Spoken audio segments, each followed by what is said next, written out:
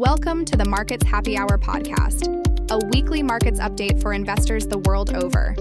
Each week we discuss inflation, geopolitics, interest rates, equity markets, and other asset classes. To try to answer the question, what does this mean for my investment portfolio? Let's dive in.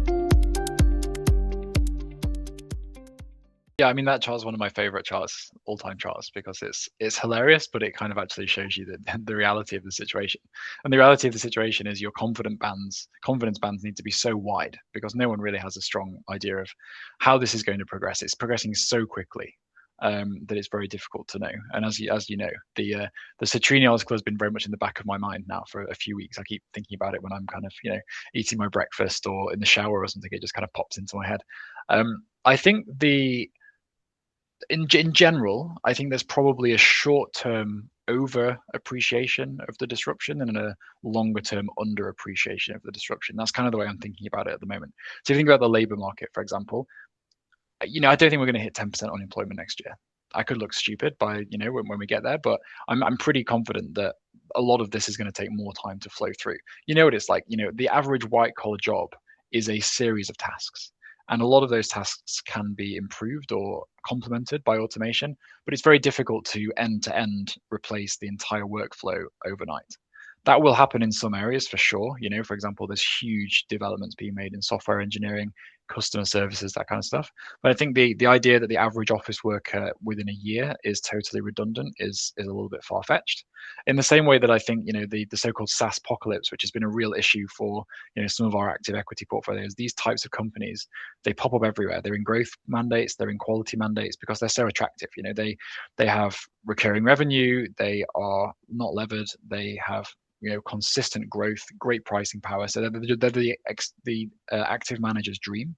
And so they've been, you've seen really terrible performance the first quarter this year when you've seen the weakness in those stocks. But much like when we're talking about the labor market, is a company going to rip out their cybersecurity system overnight for something that's been vibe coded using Claude? Probably not. That said, I think should those companies continue to trade at 30 times EBITDA? Perhaps not. There probably needs to be a little bit of a risk premium embedded there. So I think there's been a little bit of a kind of gap in the market, a difficulty with finding an equilibrium because no one really knows exactly where we're going to end up here. But I think some kind of AI risk premium in those types of exposed sectors makes sense. But in some cases, the idea that this is existential within 12 months is probably overplayed.